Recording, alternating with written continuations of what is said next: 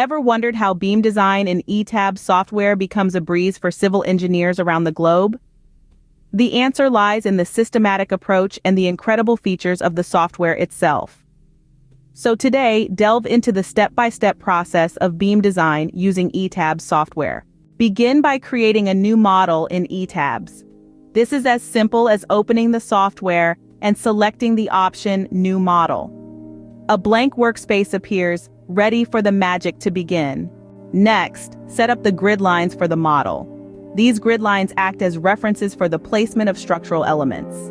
With the grid lines established, it's time to define the material properties.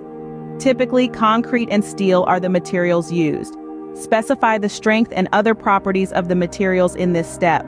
Remember, the accuracy of these details will significantly affect the output of the design. Now start drawing the beams on the grid lines. Use the Draw Beam column tool for this. Make sure to specify the cross-sectional dimensions of the beams. This process might seem tedious, but it's the heart of the model where the skeletal structure takes shape. Once the beams are drawn and placed, assign the material properties to them. This is where the software starts to understand the behavior of the beams under various loads and forces. Speaking of loads, the next step is to define the loads on the beams. This includes dead loads, live loads, seismic loads, and more. Etabs software is designed to handle complex load combinations, making it a preferred choice among engineers. After defining the loads, apply them to the beams. This step might sound simple, but it's crucial as the software uses these loads to analyze the structure. Now that the loads are in place, proceed to run the analysis. This is where Etabs does its magic. It performs a detailed analysis considering all the inputs provided. The result is a comprehensive report detailing the performance of the beams under the given loads. Finally, review the analysis results. Look for areas of high stress or deflection in the beams.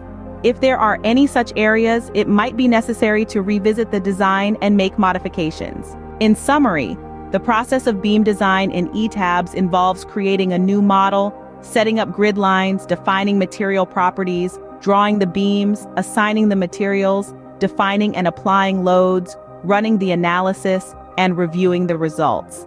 Each step is crucial in its own right, contributing to the overall accuracy and reliability of the design. This sophisticated software, with its systematic approach, makes beam design a less daunting task for engineers worldwide. It's not just about drawing lines and applying loads, but about understanding the behavior of the beams under various conditions. It's about creating a design that is not only structurally sound, but also efficient and economical.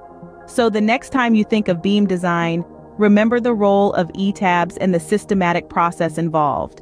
It's more than just software. It's a tool that transforms ideas into reality, one beam at a time.